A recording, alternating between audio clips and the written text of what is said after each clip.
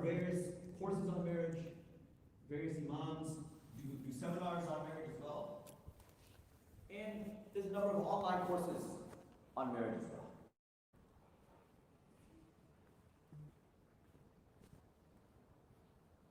So today, I won't be able to. We could easily spend another 20 weeks and another 20 hours discussing this topic from A to Z.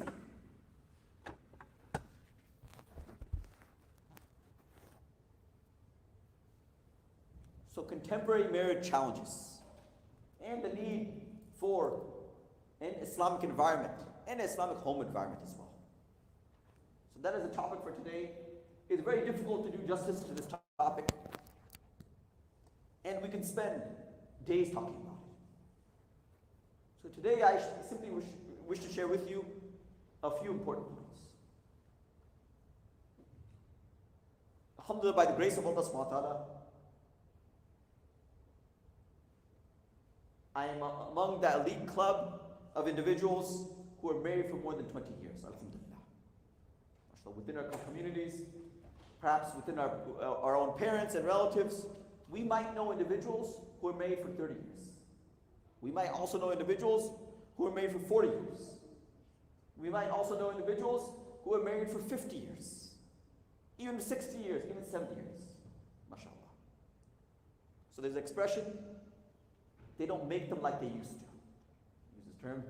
They don't make them like they used to. And unfortunately with marriages, we can also say they don't make them like they used to. So how many of us, just curious, inshallah this is an interactive conversation, how many of us know someone or have relatives or even who have parents who are married for more than 30 years? Okay, I'll also raise my hand. How many of us know someone, or even sitting here, do we know someone who's married for more than 40 years? Some of you guys are married. Anyone married for more than 40 years here? Inshallah. Okay. Or you know someone who's married for 40 years. Do you know anyone who is married for more than 50 years?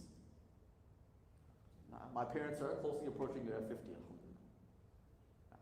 Anyone know anyone who's married for 60 years?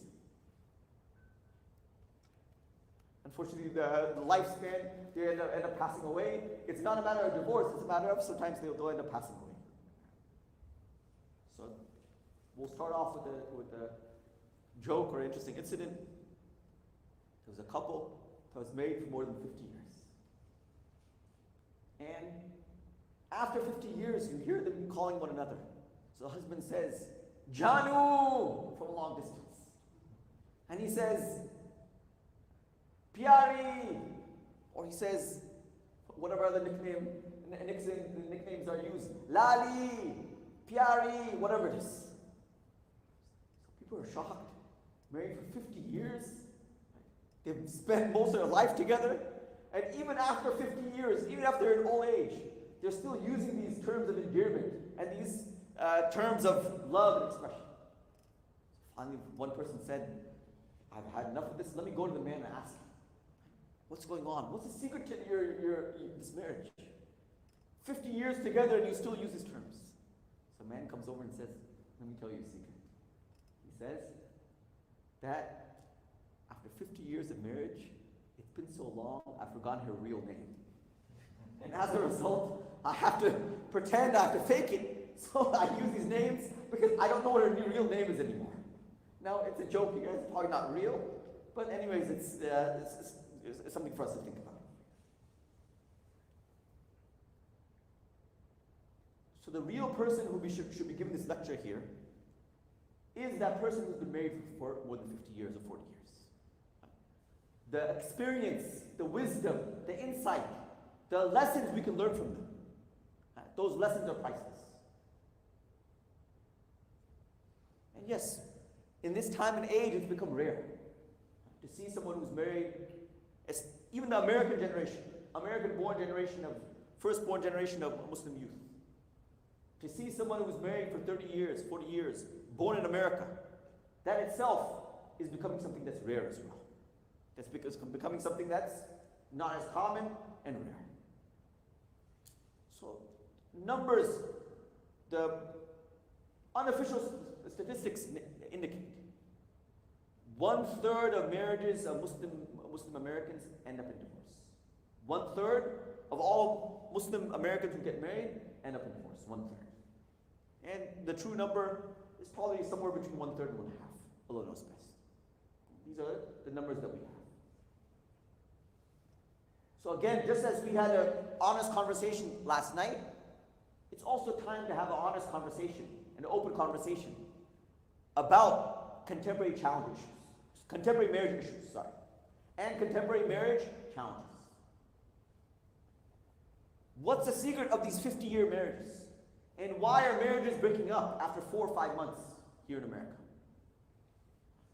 May Allah make it easy. I just today, 2 minutes before walking in the masjid, I was dealing with a divorce case. 2 minutes before walking in the masjid. The girl is a convert to Islam. They've been married for 7 years. The husband went to Pakistan and decided to get married to someone else, and he wants to divorce his wife right now. And I'm in the middle of the situation. I just spoke to the girl. I spoke to the husband 1 hour ago, and I spoke to the girl. I just got off the phone, 7:20, 7:25.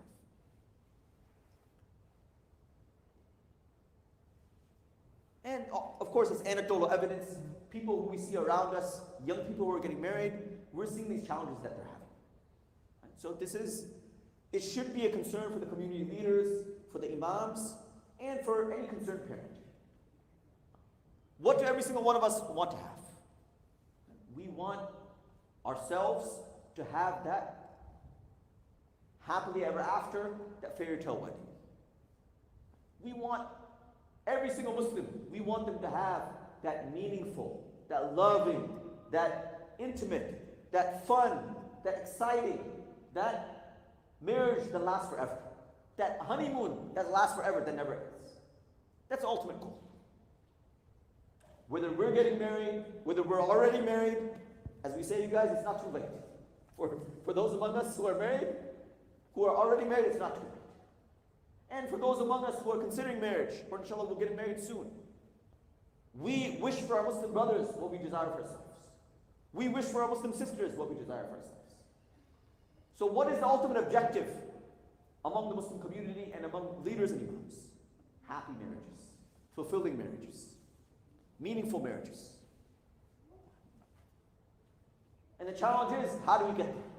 That's $1 million question. How do we achieve such marriages?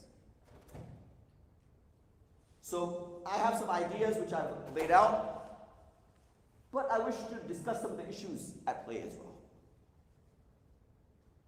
So, an important graph and infographic for the Muslim community. This is the Family and Youth Institute. It's a Muslim organization that does research studies. Top 5 reasons for conflict among American Muslim couples. You guys can look it up. It's a good infograph. It summarizes everything in one picture. So I just want to go through some of them. Of course, men are from Mars, women are from Venus. The top 5 reasons are different for men, and is also different for women. So let's go through the reasons for conflict. So not necessarily divorce, just the reasons for conflict among American Muslim couples according to men. What do men list as the top reason? Number 1, in-laws. And we can discuss that as well. And there's much that can be said. Again, this is a joke, you guys. I'm not picking on anyone, or I'm not just talking about my own in-laws. But there's a question. What's the difference between in-laws and outlaws? What's the difference between in-laws and outlaws? At least outlaws are wanted. A little mean, you guys, but anyways, a little bit harsh and mean. Inshallah, that's not how we treat our in-laws, inshallah. But just this is some people's perspective. So that's number 1 for males. 23% list in-laws. That's one of the top reasons for marital conflict. The second one, different interests. So compatibility is important, you guys. Prevention is better than cure. You want to make sure the person you're marrying has some of the same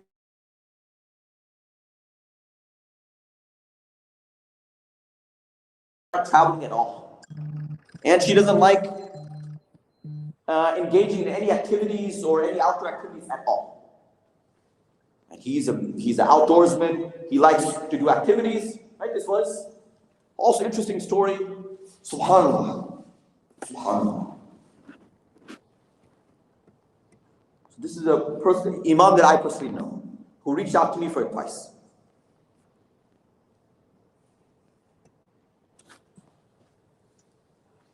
But friends, how delicate life is, and how delicate a marriage is. But friends, he tells me personally, he says, I'd given my wife already 2 divorces. And I'd made up my mind, I'm going to go to her today and give her the 3rd divorce. He said, as I went to talk to her, she said, I'm pregnant. She said, I'm pregnant. And he changed his mind.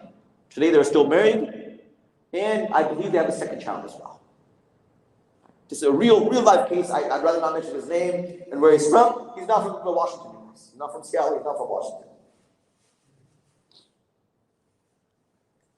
But the point is common interest. Right? So if it's something you can determine before you get married, try to make sure you're compatible with your spouse before you get married. Number 3 is a sensitive topic, and I won't go into more detail. Attitude towards sexual relations. That's a separate topic. We're not going to discuss that right now. This is according to men. And number 4, according to men, finances. Financial difficulties, hardships. And conflict because of that. And number 5, according to men, family or friends. Family or friends. Family might be other relatives, or it might be other circumstances that are being referred to. This is general. Okay, so you guys, that's according to men. According to women. So men was pretty evenly laid out for reasons for conflict. Top reason for conflict: 23% say in-laws, 23% say different interests, 23% say attitudes towards sexual relations, 19% say finance, and 15% say family and friends. For women, the top reason, 36%, the top reason for conflict, in-laws, 36%, according to women. So it's higher for women than it is for men. Then for women, 30%, finances. I remember there's a couple I was working with. The wife would receive $4,000 a month spending money for clothes, for other things. $4,000 a month. Then, for women, the third reason, different interests. So you see some common reasons between the men and women. This is important, so this is one of the topics coming up. Number 4, spending time together. Spending time together, spending quality time together. And number 5, family or friends.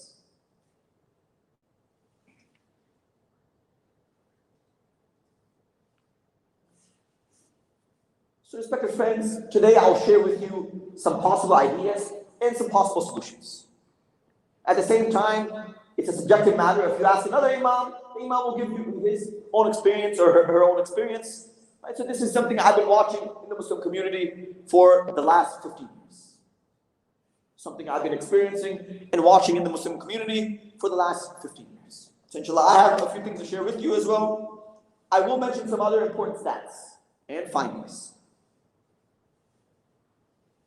80% of divorced individuals, Muslim couples who have divorced, did not participate in any formal premarital education. And something to think about. No premarital counseling, no premarital classes, no education at all. They walked in that marriage blind. They walked in that marriage clueless. Maybe they had some basic education, but no formal education. Formal is different from informal. Informal, for example, coming and listening to lecture today. Formal means you attend classes, there's timings, there might be a final exam, and so on. Formal classes. And inshallah, 1 or 2 more stats.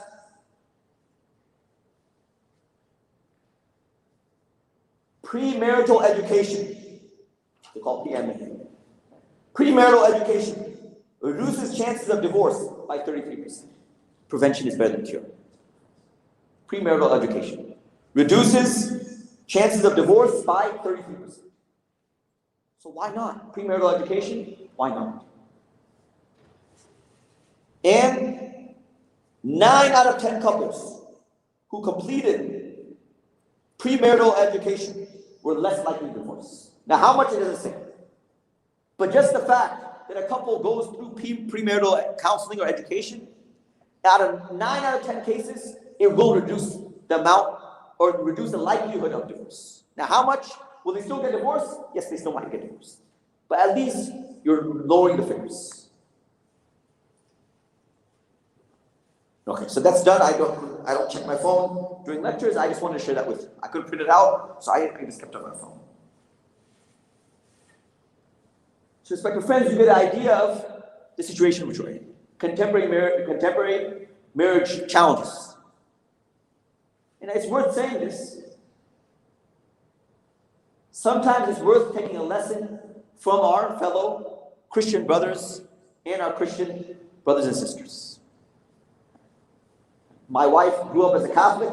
Till age 36, she was a Catholic. And keep in mind, in the Catholic Church, they will not perform your wedding in the Catholic Church unless you take weeks of classes. They will not do your wedding. It's the carrot, they're dangling the carrot, but they will not perform your wedding inside the church. They will not sanction your wedding unless you take at least a few weeks or months of classes, of marriage classes. And who's going to teach you about the marriage classes? Is the priest going to teach you? No, the priest doesn't get married. So they have a system called a God couple, right? Pretty much a advisory couple, a couple that's been married for maybe 15 years, 20 years, and they will take you under their wing. The man will take the husband under his wing. The wife will take the bride under her wing. And they will have weekend seminars. You're required to attend all this. They'll have weekend marriage seminars.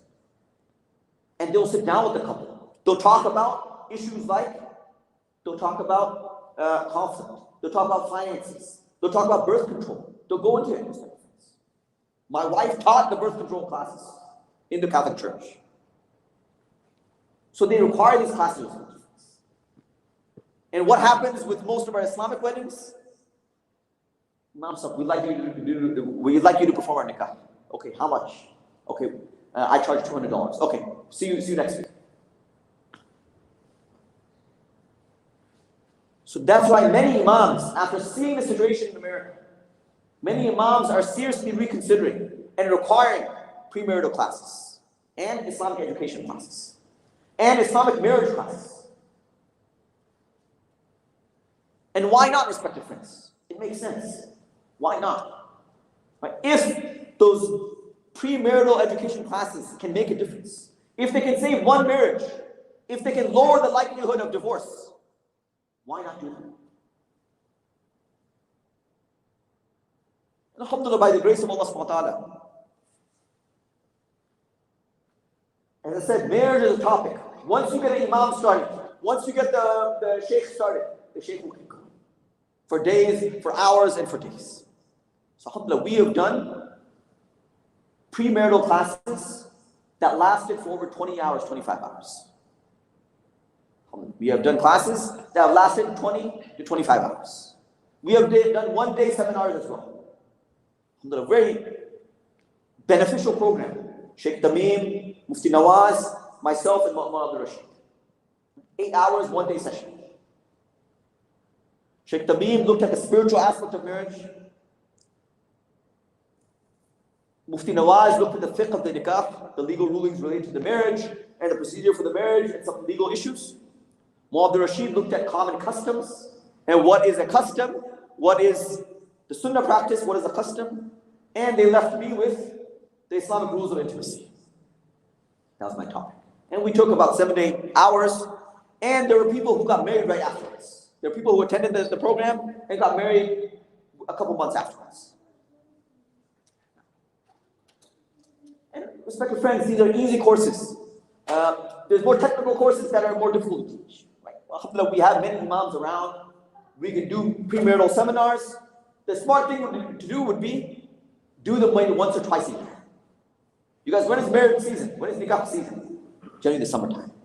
Right? So a simple idea would be start somewhere in February, right? Rotating on a rotating basis. Masjid can have premarital seminars. The A to Z of nikah, the A to Z of marriage. And go through these issues, right? Talk about these issues before getting married. Conflict resolution, problem solving, finances, interest, common interest. In the presence of a mahram, in the presence of an imam, the couple should discuss these issues before getting married. There's also an excellent resource. It's called Before the Wedding, Questions to Ask. So you guys can look this up on Amazon. It's there, written by I believe a psychologist from Southern California. Questions to discuss, topics to discuss, and analyze and go through between the bride and groom before the wedding. Before the wedding, questions to ask. Right? There's approximately maybe about 150 to 200 questions of topics and issues the couple should discuss in advance. Now think about it, respected friends. A hypothetical scenario. The couple is married, right? They're kind of getting used to one another. And one day the man comes home and says, you know what? We never discussed this before, but I want 10 children in our nikah. The wife goes, why don't you ask me in advance? I want 0 children in this marriage. I don't want to get tied down. I don't want to have any children. Now imagine what's going to happen in that marriage. Right? It's completely 2 different wavelengths. So prevention is better than cure. If these issues are discussed, it doesn't have to be between the boy and the girl. The parents can discuss these issues. But decisions for careers, decisions for further education, discussions on Islamic environment at home, discussions regarding bringing up the children, discussions regarding where they plan to live, discussions regarding when they wish to purchase a home, discussions regarding how to bring up the children, and so on. Right? These are important topics, important issues that common interests. What does a couple want to do on their free time? What is the couple's plan regarding vacations? 10 vacations a year versus 0 vacations a year. These are topics that do come up. So premarital education and premarital classes, it can be simple classes, general classes, which any couple who's ready to get married will attend. Of course, the boy can attend from the boy's side, the girl can attend from the girl's side. So these are things for us to consider and plan out. Alhamdulillah, we do have many imams. As I said, imams are more than ready to teach classes on marriage. It's a favorite topic, you guys. Right? Inshallah, define an imam, or define our local Mufti Sohail or anyone else. Inshallah, they're more than ready to teach these classes. And there's different ideas. It can be, right? You can be creative. You can spread it out over maybe 10 weeks. You can do a crash course one weekend. You could do it in various ways. You can do it online and so on. You could do it one-on-one. The boy and girl sitting with the imam. Right? There's many different ideas of how to do it. And kind of interesting, I will share this as well, that before I got married, I was teaching a 10-week seminar on marriage. And my future wife was attending those lectures. And she was listening in. I told her, right, you should educate yourself about marriage. I said, here's a stack of 10 books on the Islamic teachings regarding marriage. Because she was a convert to Islam. Right? She grew up as a Catholic. So I bought her a number of books, about 6 to 7 books on Islamic marriage. And I said, here, read this before we get married. She said, I read through every single one of those books. And before the marriage, I was teaching, it just so happened, I was teaching classes on the Islamic teaching of marriage. And the 6th class we took off and we got married after the 6th class. We did our nikah and we got married. Right? So just pointing out that getting yourselves ready for marriage. It's really unique that we put in so much time and energy to the ceremony itself. We will prepare for the ceremony for years. Cards, the hall, and so on. All this energy goes into the ceremony itself. But how much preparation do we do for the actual nikah and the marriage itself? How long does the ceremony last with us? 2 hours, 3 hours? Okay, in some cultures, 13 days. Okay, that's a different story, guys. That's a different story. But how long does the ceremony normally last? Okay, 3 hours, 4 hours? You're putting in hundreds of thousands of dollars. You're putting in hours of preparation, right? The flowers, the cake, whatever it is, the food, the menu and the food. But how much time and energy are you putting in the marriage itself? Something to think about. That person, we're going to live with them for the rest of our life. How much have you put into the marriage itself? Preparation, reading, classes, education, and so on. It's rare. I will say, once in a while, a couple will say, we want to come in for premarital counseling. But for the people who request marriages, I would say 1 in 5, 1 in 10 will also request premarital counseling. And even if the imams ask them to do premarital counseling, they'll do it grudgingly. The imam will say, I'm ready to perform your nikah, but I want you to sit down. There's 2 different cultures at play here. Or you guys are marrying, right? There's a Muslim marrying, for example, a Christian woman, etc., etc. We want you guys to sit down and we want you to undergo some premarital counseling. They'll say, Imam, how many minutes does that have to be? How many hours does that have to be? When do we have to show up? If we're required to do it, we'll do it. But friends, it's something for us to think about. As I said, ask your Catholic friends and ask your Christian friends. Ask them about their setup. Right? They have a proper course that lasts for months. They have weekend seminars. And there's no negotiation. If you want to get married inside of the church, you're going to have to do it. You don't have a choice.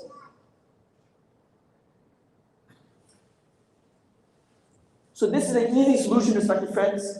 I think we need to give it serious consideration, especially in the direction things are going. Yes, if we're talking about our parents' generation and the older generation, so they were made differently. And they were cut from a different stone. But this new generation, we're seeing conflict. We're seeing conflict right for the first few days. We're seeing conflict right in the first year of marriage. We're seeing marriages fall apart. The couple has only lived together for 20 days. And one spouse is saying, my spouse is abusive. My spouse, I can't live with them at all. 20 days of marriage, 20 days of living together. And already there's conflict. Already they say, I give up, I'm moving out. I don't want to live with my spouse at all. So also keep in mind, so this will come to the second point of discussion. Preparing our children for marriage. The class, right? The class is there just as a bandage. But a more structural issue here is, from the time our children are growing up, how well are we preparing them for marriage? Are we preparing them for their careers more, or are we preparing them for their marriage? Are we preparing them for their jobs more, or are we preparing them for their marriage?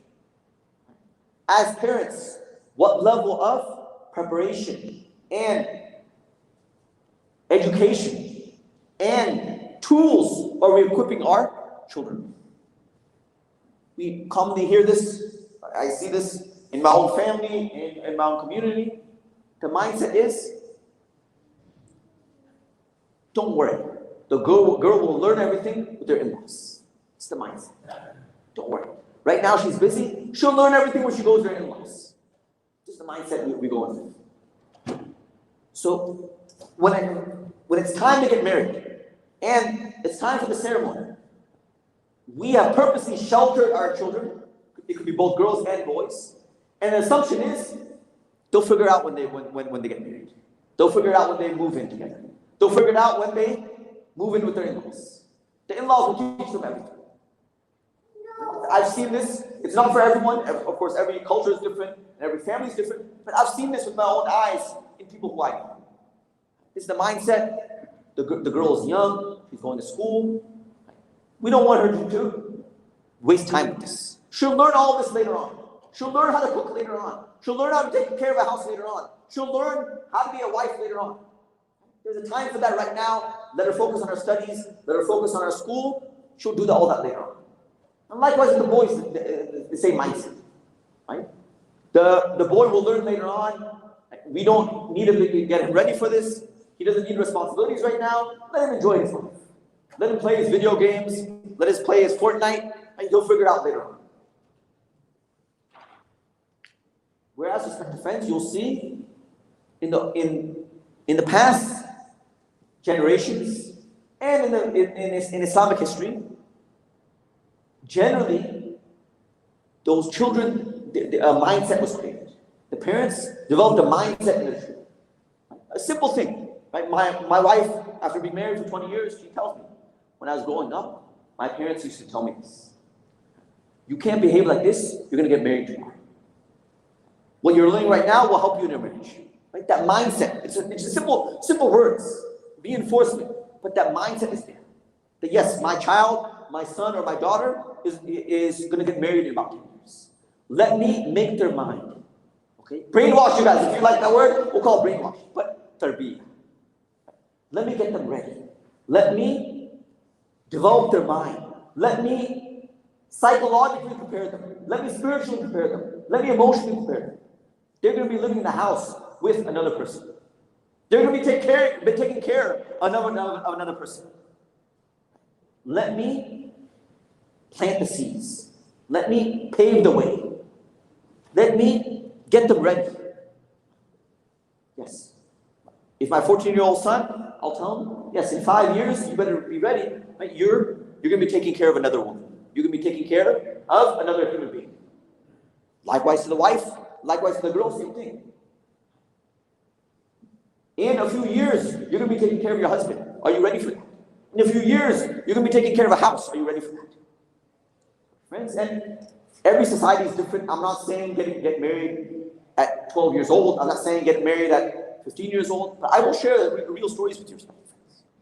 In this time and age, I know girls overseas, not in America here, you guys. I'm not here to promote child marriage. But I just want to, again, give you an example, give you a mindset.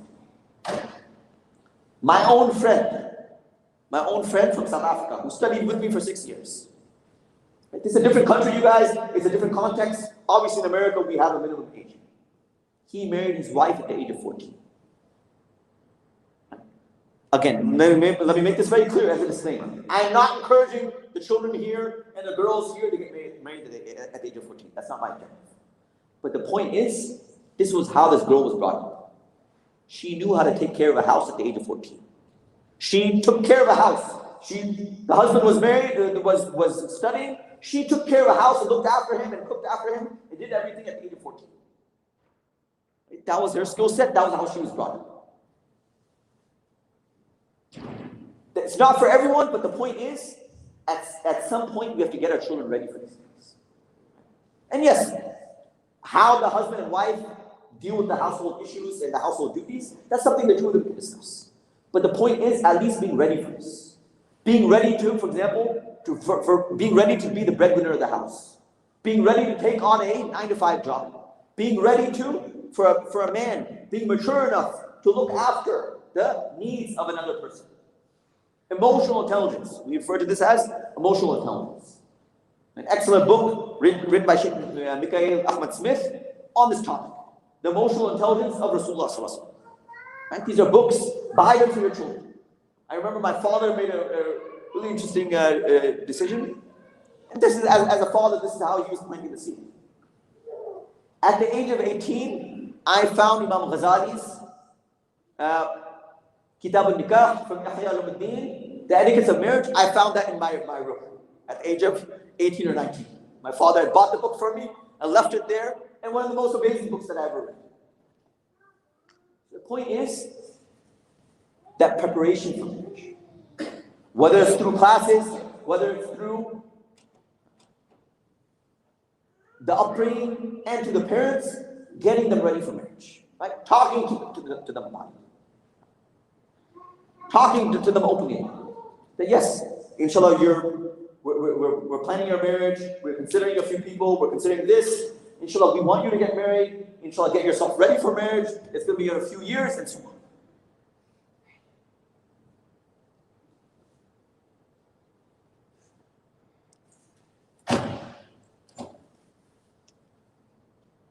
So inshallah, we want to make this a interactive conversation. I'm sharing ideas with you, right? Everything is not set in stone, right? I don't have the perfect solution myself. Right? As I said, what is our eventual goal? We want happy marriages in the Muslim community. And we want successful marriages, we want blessed marriages, and we want meaningful marriages in the Muslim community. That is the ultimate goal. We see certain challenges, we see certain issues going on in the Muslim American community, and we're here today as a brainstorming session. Take this as a brainstorming session, inshallah. So, anyone, inshallah, who wishes to comment or ask any questions or share anything, inshallah, feel free, inshallah.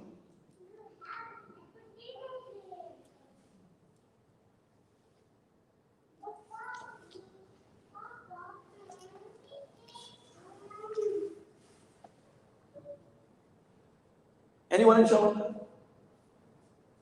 Okay. Inshallah, you have time at the end as well. Inshallah, feel free to stop. So after a little bit of brainstorming, I came up with a few unique work-ons. Right? I've written this list out. I took a little bit of time to think about it, and I came up with some work-ons. Of course, there might be many more, and there's different angles to analyze this situation.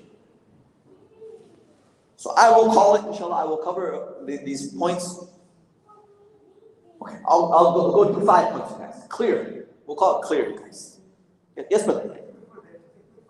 Yes, brother.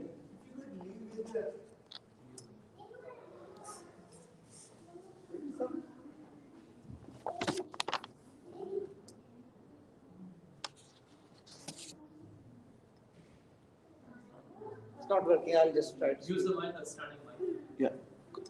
Okay. So maybe some books as a reference for children to read who are above the marriage age. Yeah, so Mufti Abdurrahman Manghira's book is excellent. I think a Muslim marriage guide, published by White Thread Press. That's an excellent book to read as well. Inshallah, I think someone can share the link to the book.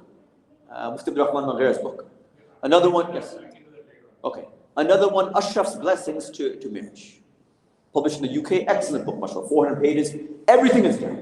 Those 400 pages, everything is there. There's also a gift to husband and wife. That's also another book as well. Imam Ghazali's book, the English translation of it, Kitab al-Nikah, that's also there. There's plenty of books. There's plenty of books. As I mentioned, the book, Before the Wedding, Questions to Ask, that's also a resource as well. So that's about 6 or 7 books, inshallah. And I have more as well, inshallah. I think those books are for all time, but something like more relevant to the current, like how to manage careers, and the different aspects. Mufti Abdurrahman Manghira's book just covers that. It has a modern twist to it. Common issues, kind of FAQs or common issues people face.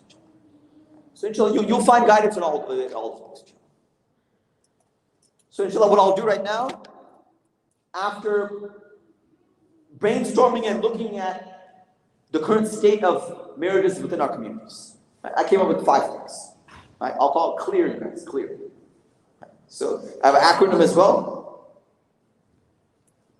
And inshallah, I'll go through them, clear, inshallah. So we'll cover these 5 things. So number 1, so friends, the words of Rasulullah are 100% true. إِذَا خَطَبَ إِلَيْكُمْ مَنْ تَرْضَوْنَ دِينَهُ وَخُلُقَهُ فَزَوِّجُوهُ وَإِلَّا تَكُنْ فِتْنَةٌ فِي الْأَرْضِ وَفَسَادٌ عَرِيضٌ أو كما قال عليه الصلاة والسلام. But friends, the challenges I'm seeing, one of the biggest challenges I'm seeing in Muslim marriages is the issue of akhlaq and character. And arguably, I would say, the glue that holds a marriage together is good character. If you think about it, good character means leading the argument even if you're right. Good character means walking away and not putting the final say. Good character means not attacking your spouse and putting them down. Good character means conflict resolution and problem solving. Diffusing the situation, guys. These are real life skills that many of us lack, especially in the next generation. Diffusing the situation, not allowing it to escalate, walking away from an argument. And before things get bad, now we hear with the next generation, how many times the police are called? How many couples do I know the police are brought into?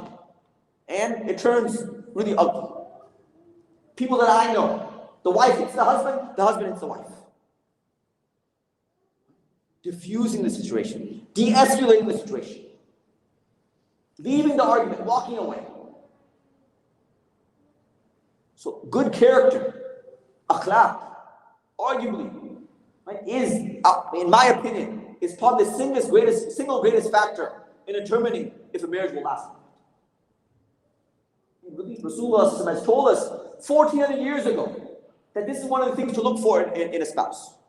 Not a perfect 10, not a supermodel, but looking for good character. Rasulullah said in a hadith to parents of girls, when someone sends a proposal for your daughter's hand and asks for your daughter's hand in marriage, who you are happy with their religion, you are happy with their deen, and you are happy with their character and akhlaq, then get them married. These are the main things to look for. When a suitor comes to ask for your daughter's hand in marriage, and you are happy with their level of religion, you are happy with their character, then get them married. No matter what ethnicity they come from, no matter what village they come from in India, Pakistan, no matter what financial background they have. Yes, those are things you can also consider, but what are the two overarching things to look for? In the words of Rasulullah, what are the two most important things to look for? Religion and akhlaq and character. Friends, and what is akhlaq? Can you take a crash course and learn akhlaq in 10 hours, you guys? It doesn't work. It's how we're brought up. Again, going back to the tarbiyah and how the parents bring up the children. I can tell you, openly speaking here, that my wife is a waliullah. Hopefully she's not listening to this lecture. I will say she's a waliullah. And because she is kind and she diffuses the situation, she saved our marriage from numerous issues. Keep in mind, I come from a family of hotheads. Right? We come from a family, we are known for our anger, unfortunately. Right? My family, my father's father, my mother's father, my grandfather, I'm being honest with you guys. Sorry, you guys. Real talk. We come from a family. Anger runs in our blood. Anger runs in our blood, unfortunately. Of course, it's something we're always working on. But I can tell you, having a spouse who has that good character, who is brought up in that way, doesn't get angry all the time, doesn't make issues out of anything, it makes a big difference. It makes a big difference. Right? And it's a glue that holds a marriage together. And respected friends, people come in with issues in marriage, minor issues. They make a mountain out of a molehill, as we say. Right? So, good character, in my opinion, is probably the single greatest factor. And this is something we pick up from our parents. I'll also say this as well, that we learn our marriage habits from our parents. Friends, think about this. Where does a wife learn? Where does she see a living marriage in practice? The girl who's about to get married, where does she see a living marriage in practice? From her mother, from the way the mother treats the father. And where does the boy learn to be a man? And where does he see how a successful marriage is? From our parents. We watch our parents. And that's why it's a chain of effect. When we have successful marriages from the parents, the children are more likely to learn that. And we see broken families and broken homes and ugly divorces. We're seeing this within the Muslim community, respected friends. Right? The woman who I just advised, right now, 1 hour before coming in here, she said, I'm going to have my husband thrown in jail. He wants to divorce me? Fine, I'll have him thrown in jail. Because I have pictures, he beat me, and he broke his green card or citizenship violations, I'm going to have him thrown in jail. So sister, please think about this. In Islam, we teach peaceful separations, we teach doing things in kindness, and we teach leaving marriages in a peaceful way. But this is what's happening in the Muslim community. Spiteful divorces, dirty divorces, ugly divorces. Lawyers brought in, thousands of dollars spent. We're seeing it, respected friends. And we're seeing it on social media. We're seeing it played out on social media. Couples now complaining about each other. And after divorce, complaining about their spouse in long rants and long messages on social media. So good character. Really, if you have a spouse that has inner beauty and has good character, you are very fortunate. And it's becoming harder and harder to find. Right? We just had a youth program in the morning, in the afternoon, and this is one thing I talked to them about.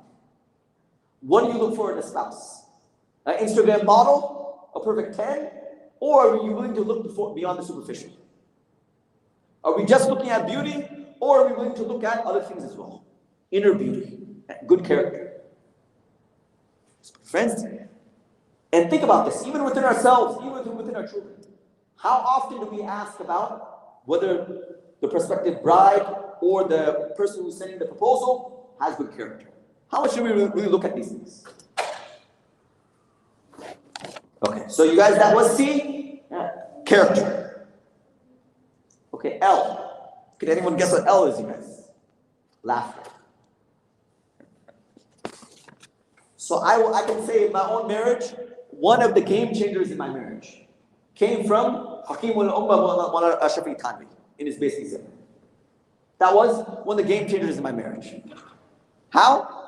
So Mawlana Ashrafi Tanvi writes, basically there, when discussing, you guys keep in mind, many of the people of the early generation, they grew up on basic exam. There are women who memorized basic exam and they would teach basic exam before getting married. So another way of premarital education, teaching basic exam, having classes. There's a detailed section on marriage in basic exam. And really, this was, in some ways, this was meant to be a premarital book. It was meant to be the one-stop shop for a Muslim woman. Basic exam. Heavenly ornaments, also translated into English. So in my own personal life, this one teaching of Mawlana Ashrafi Tanvi had a very strong impact. He writes, he says in Basic Exam that if a wife and a husband spend time together and they make each other laugh and they tell each other jokes, this is more virtuous and rewarding than spending time in nafil salat. It's a matter of perspective. And studies, there's also psychological studies and studies behind this as well. Couples that laugh together, couples that joke around, their happiness is much more, their level of happiness in the marriage and their level of contentment with the marriage goes up. Right? The couple, if they're willing to joke around and laugh, then this will impact other aspects of their marriage. Right? They're more likely to have higher level of satisfaction. They're more likely to want to stay in the marriage, etc., etc. It starts with a good, funny joke. So it's a matter of perspective. And I can say after this topic came up, my wife became much more funnier as well. And we have to set time, right? Sometimes we make each other laugh. Sometimes I make her laugh so much that she says I'm about to go to the bathroom. And sometimes she makes me laugh so much, the children get worried. Right? Because they can hear it. I'm a loud person, they can hear me from the other rooms. Right? So, and this is also the example of the Prophet Muhammad as well. Right? He would tell funny stories about Zara. He would joke around with his wives and so on. Well, Aisha, I know when you're happy with me, I know when you're angry with me. Well, how is that? Well, Aisha, when you are happy with me, you say, Wallahi by the Lord of Muhammad sallallahu alaihi wasallam. When you're upset at me, you say, Wallahi by the Lord of Ibrahim alayhi salam. So, guys, it doesn't have to be laughing, kind of slapstick comedy, but humor, lightening the situation, and keeping a lighter side of things. So, guys, now, do we have classes on this? Is this something taught before people get married? I think it should be taught as well. I think the couple should have a few minutes every day to tell each other jokes. And just share funny things with each other. Okay, so you guys, that was L. E, I've already covered. E is education. But I'll go on a stretch here. E, I'll turn E into ibadah. Okay, ibadah you can spell with the I or E. I will take E and turn it into ibadah, worship. I'm changing my order a little bit, guys. So there's an expression: families and spouses that pray together stay together. Families and spouses who pray together stay together. So this is also an important element as well, that spiritual satisfaction in the marriage and that spiritual compatibility. That spiritual compatibility. Imagine that spouse, the husband and wife, who wake each other every night for tahajjud prayers. And stay busy at night and they're worshiping Allah subhanahu wa ta'ala. Imagine that bond between them as well. It's not only a physical bond, it's not only an emotional bond, it's a spiritual bond as well. And a spiritual bond, sometimes that's an X factor as well. It's a means for that couple staying together. That mutual love, watching your spouse spend dua for 10 minutes. Watching your spouse worship Allah subhanahu wa ta'ala. Watching your spouse teach your children. There's a spiritual bond that grows. Encouraging each other to read more Quran. Encouraging each other to worship Allah subhanahu wa ta'ala. To go to the masjid. To do good things. Compatibility. Remember what we said about interests. We get situations, the husband says, my wife, I read 5 times salat, my wife does not read salat at all. What do I do? There was a couple that I interacted with. The individual was an imam. He said, for 7 years, my wife does not read salat. I press her leg, I beg her. She does not read salat. Eventually, they end up getting divorced. And we see these unique situations. So common interest, one of the interests should be religion. Attending Islamic lectures. Worshipping Allah subhanahu wa ta'ala. Reading the Quran. Performing salat and so on. Right, so, E was ibadah. Right? Take the E and spell it ibadah with the E. Okay, so C-L-E. A, so A, you guys, I will add this. A is for adversity. Now, this is something I'm seeing, I can share with you, and something I've observed with marriages in the last 5 years. Very interesting point. I believe Shaykh Khalid Muhammad Zakaria mentioned this. Look at the dua of the Prophet Muhammad sallallahu alaihi wasallam for the couple that's about to get married. MashaAllah, we have Arabic students as well, MashaAllah. So, Barakallahu lakuma wa baraka alaykuma. So how do we translate lakuma and alaykuma? Right? This is very unique in Arabic language. Lakuma, 2 letters. Alaykuma, 3 letters. But the meaning of la and the meaning of ala, there's 2 different words. Right? 2 opposite words there. So how do we translate this, you guys? May Allah bless you in good times. May Allah bless you in bad times as well. Ala, right, is used against you. Right? For example, in the Arabic language we say, أَنَا دَعَوْتُ لَهُ, I made dua for him. أَنَا دَعَوْتُ عَلَيْهِ, I made dua against him. Now, right? But this is switching one preposition, this is how the meaning changes. So, Barakallahu lakuma, the dua taught to us by the Prophet Muhammad sallallahu alaihi wasallam, may Allah bless you in good times. But within that same dua, remember, we're making this dua when the person is about to get married. We're also saying, oh Allah, bless you in difficult times as well. What does that mean? Get yourself ready for challenges in your marriage. No marriage is perfect, you guys. No marriage is perfect. No marriage is not a bed of roses. And unfortunately, due to Hollywood, due to Bollywood, that mindset is, my marriage is going to be perfect. Right? This unrealistic expectation is there for young boys and young girls. I don't have to work at all. I don't have to put anything into the marriage.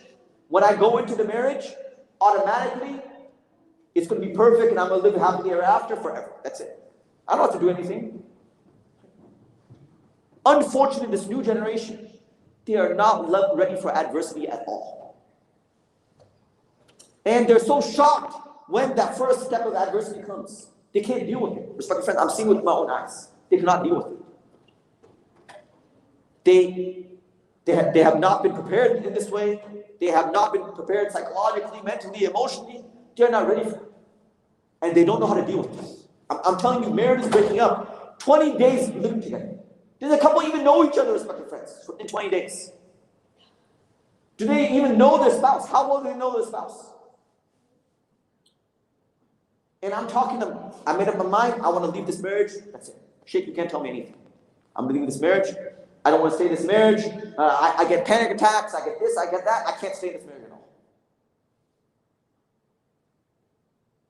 But friends, this is part of, again, they don't make them like they used to. Right? Human beings, we have to be able to deal with a little bit of adversity.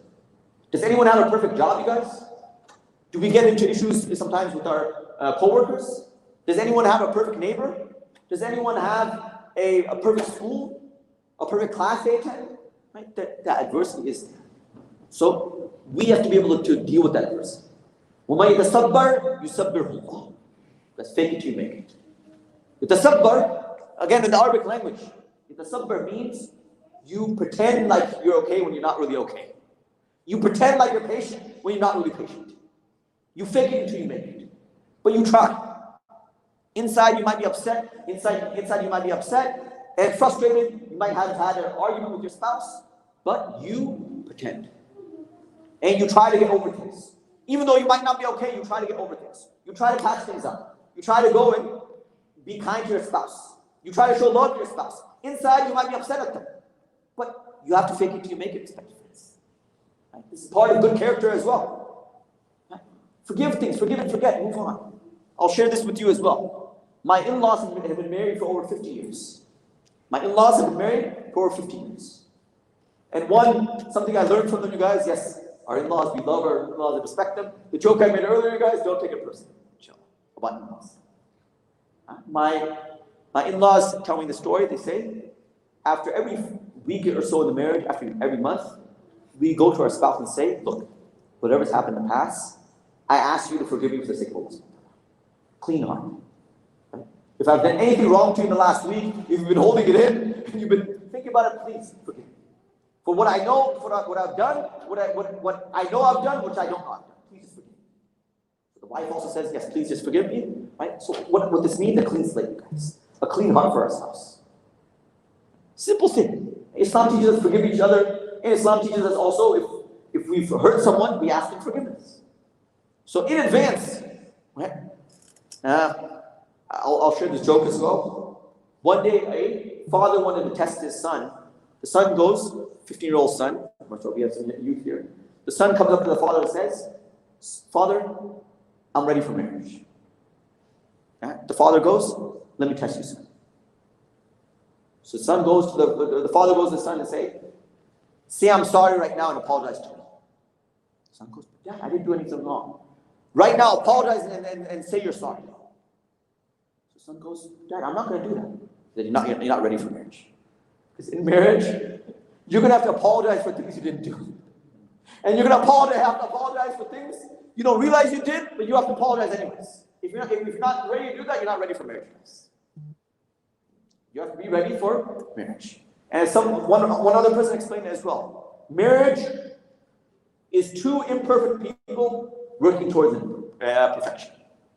And someone also said, marriage is two good forgivers. It's a union of two good forgivers who are willing to forgive one another. Right, so these are tips to discuss here. The next generation, you guys, we need to prepare them for adversity. We need to teach them patience. Unfortunately, many of them also have not traveled overseas, have not dealt with the adversity and hardship. We took a Umrah group. The flight from Jeddah to Medina was delayed for 1 hour.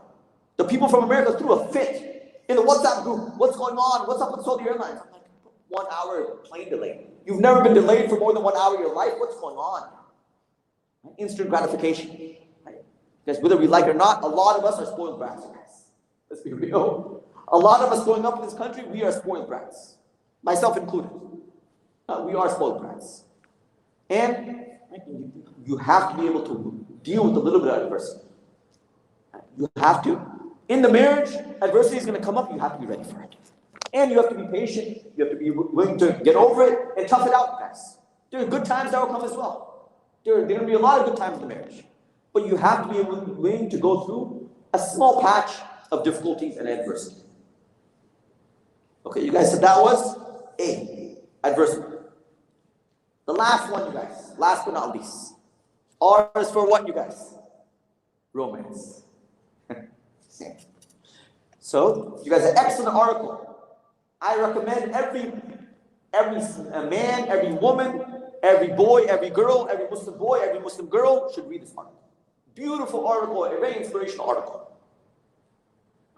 Just Google, you guys, Google it. Romantic Prophet by Dar al-Fiqh, Faraz bin Ali. Google it. The Romantic Prophet, Dar al-Fiqh, Faraz bin Ali. It's about a 10-page article. One of the most beautiful articles that I've ever read. And I'm sure, inshallah, our women folk from the back, mashallah, they're saying, yes, yes, yes, inshallah, yes. Yes, it's just a joke. Right? So in this article, Mufti Faraz bin Alam writes, he argues, the most romantic person in the world was the Prophet Muhammad sallallahu alaihi wasallam. We hear about Romeo, we hear about Juliet, we hear about Hollywood. The most romantic person in the world in history was the Prophet Muhammad sallallahu alaihi wasallam. And then he gives 15 examples. He gives 15 examples. Now you can go through the article. He talks about, for example, knowing your wife's feelings. He talks about giving your wife pet names. He talks about eating food together, feeding one another. He talks about combing each other's hair. Right? Very, very interesting thing. I'll share this with you as well. Right? The first night of the marriage, right? Before anything else, I comb my wife's hair. Just an interesting thing to share. To calm her down. That was her kind of coping mechanism or comfort thing. Combing your wife's hair. Right? The Prophet Muhammad sallallahu alaihi wasallam would go and lay out his hair, and Aisha would comb his hair and also look for lice and comb his hair. Sleeping in your wife's lap, and so on. There's about 15 things that he mentions there.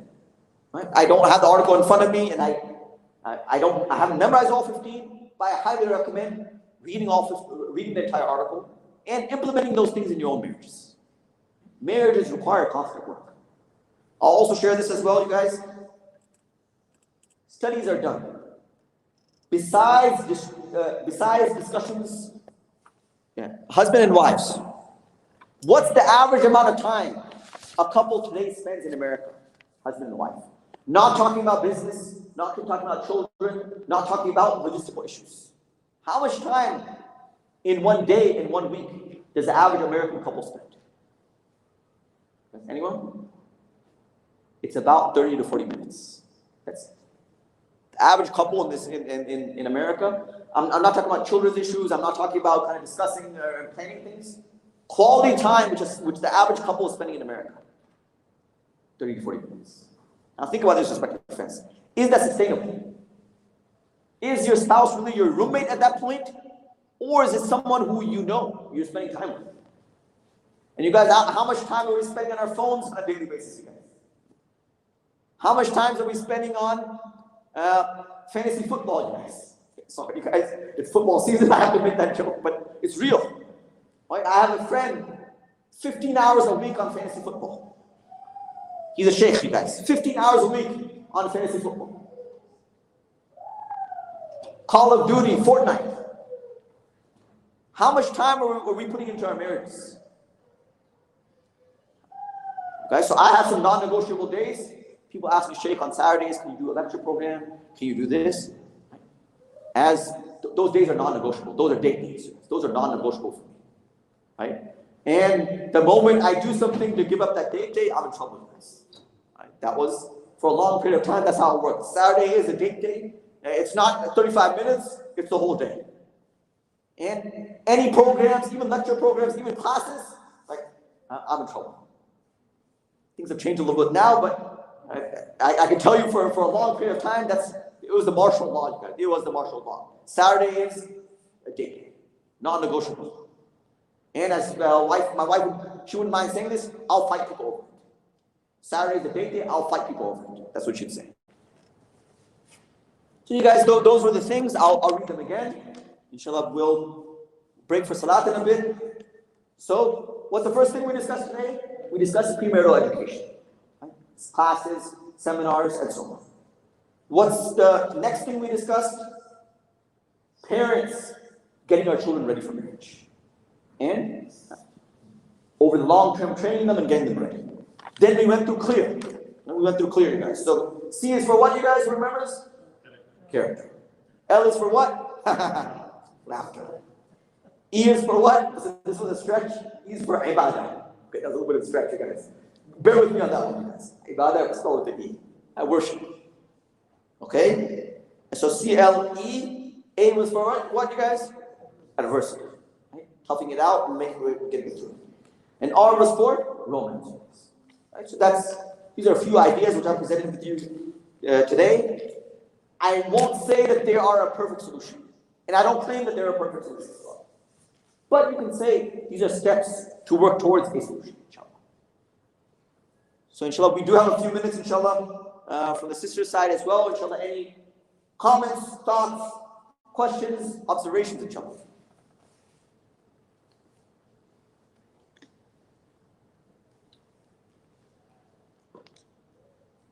So ultimately, another good plan of action would be, let's have a panel discussion. 5 couples who are married for 50 years. Bring them in and let's let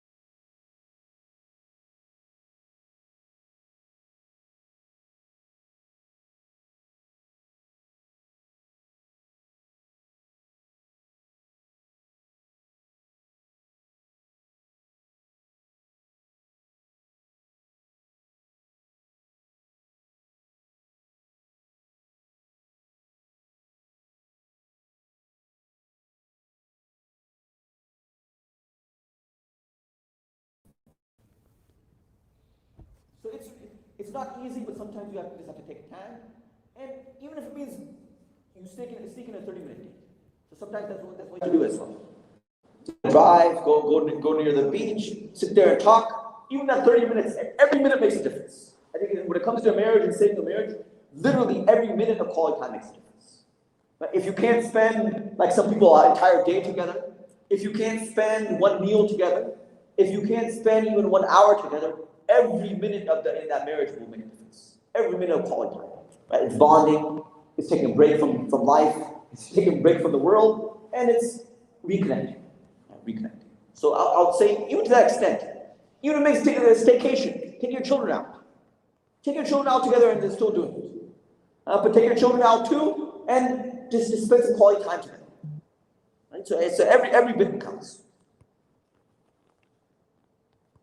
Okay. Anyone else, you guys? It's a question coming from the sisters. Okay. It hasn't come in yet. Okay.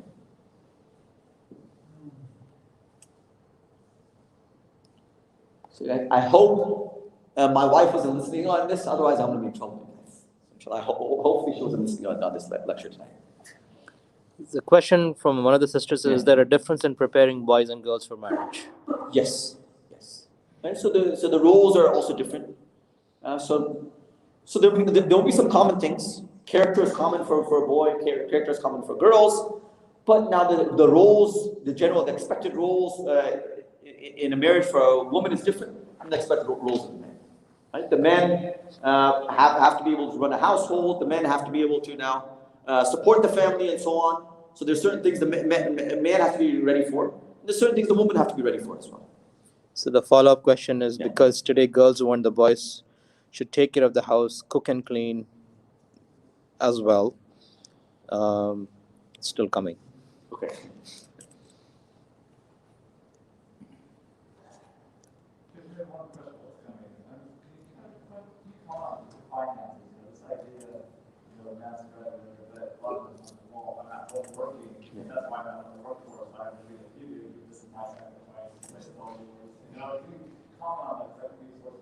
Yes, but the finances, remember what we said earlier as well, that finances ends up being a major source of conflict. And I think so there's a number, really it's a very detailed topic. But I think the key here is mutual appreciation of one another. There's really motivational stories shared by a Muslim woman. She went in one day to register for the census or something, and the first time the person asked, she said, "Who are you?" She said, "Housewife." So the person looked down on her. So next time she went, she said, "I have a PhD in child psychology." And she said, "What's your job? What's your lab?" So my lab is this and that, and she's talking about her what she does at home, and really it's appreciating what a woman does. It's really like a PhD. Taking care of those children, running the home. It's a matter of appreciation for both sides. And this is where I didn't mention this as well. You guys love languages, so I left that out. Learn your spouse's love languages. Right? It's not an Islamic concept per se, but it's there to also help you in marriages. Right? Before you get married, in the first month of marriage, take the survey at the end of the book and ask your wife or ask your husband and learn your spouse's love language.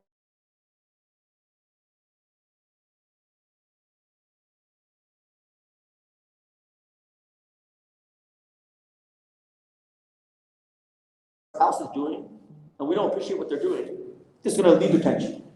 Right? Each spouse plays that.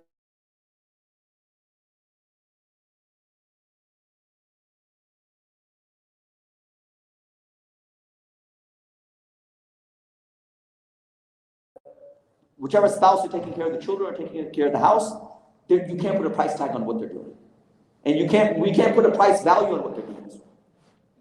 Right? So this is where some of the dynamics come in, where premarital counseling makes a difference as well. Appreciating each other's roles and coming to a mutual understanding. Right? Who's going to be taking care of, who's going to be earning the income, who's going to be helping out at home, and what's the arrangement between the husband and wife. And if we go in with a complete feminist mindset, and if we come in with a complete unrealistic mindset, there's going to be some major clashes and conflict. Right? So there has to be before the marriage, there should be some mutual understanding, ideally premarital counseling regarding this. So the follow-up question was, what's most important to teach? If you want to comment on that. And then, yeah, we can probably start. So more teach in premarital counseling or to teach in And this question was like, is there a difference? The first question was. Oh, sorry, teaching children and boys. Boys and girls, and then what's most important to teach? Yes. So that's also a very important question. So I would say, in summary, preparing our children for marriage, I would say it starts with three things. So number one would be character. That's general anyways. Like teaching them Islamic character, teaching them to smile, teaching them to be kind towards others. That'd be number one. Then I would say this second level of education would be general preparation for marriage, which would be general for both. Teaching them about the rights of the husband, the rights of the wife, teaching them, mentioning them stories about pious couples of the past, and just general education about what the Quran and Hadith say about marriage, which really is a number of books, enough information to fill up books. So I would say that's the second thing to teach our children. The third thing is gender-specific teachings. Right? So for example, specific things, what should a wife know before, or bride know before going to a marriage, the rights of the husband, what to factor in, and likewise for the boy as well. What are the rights of the woman, what to know in advance, tips, advice, and specific advice preparing a boy for marriage. So I would say divide it up into those three categories. And really, a marriage seminar can also cover all of these three categories as well. Right? And Imam should be able to go through those three categories as well. Okay, children. So we will end our conversation for today, inshallah. We'll get ready for Salat al-Isha. May Allah SWT accept all of you who came out and who attended this program. May Allah SWT, inshallah, protect the future generation. And may Allah SWT